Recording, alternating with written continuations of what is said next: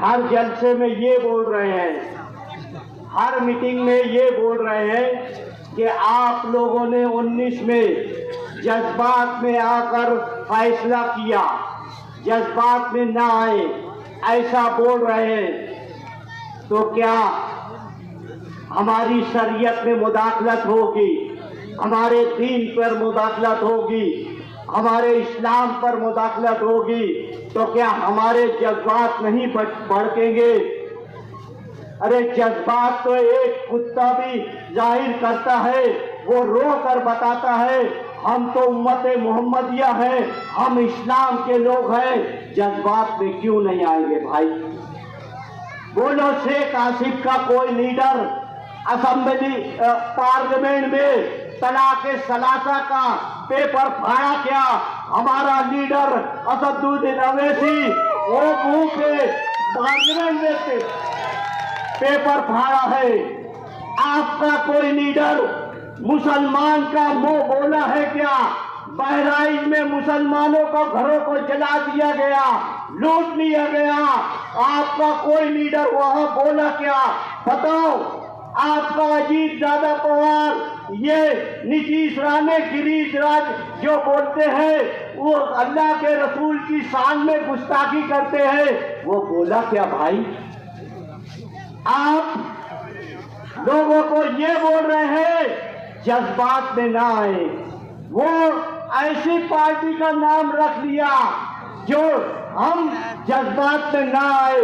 अरे भैया, इस्लाम वो है, अल्लाह ताला एक बंदा अगर ईमान पे रहेगा तो जब तक कयामत नहीं आएगी भाई।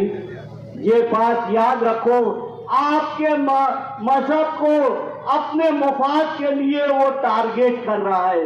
जब वो अपने मजहब को टारगेट करते हुए बीजेपी आरएसएस के सपोर्ट से हमारे साथ गद्दारी कर रहा है, तो उसको आप लोग सबक सिखाओगे कि नहीं भाई?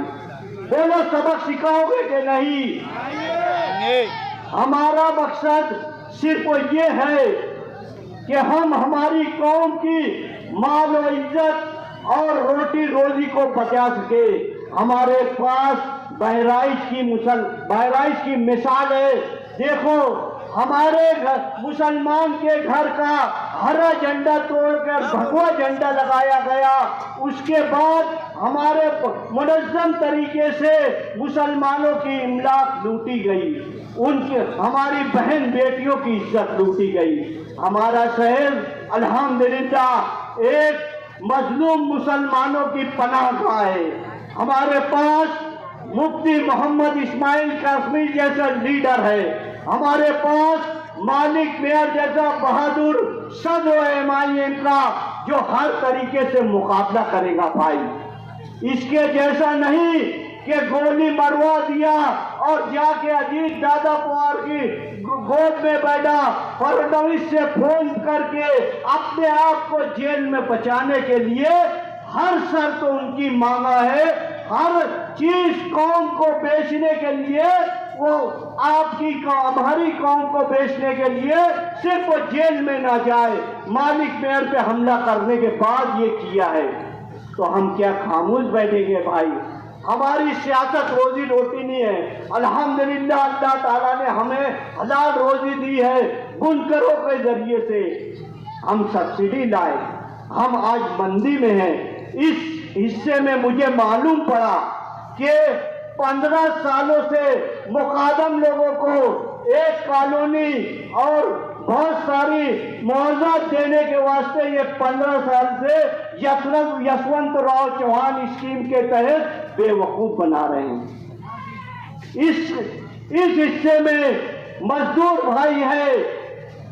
बोलो, वो 5 साल एमएलए थे, आपकी क्या स्कीम बनाए?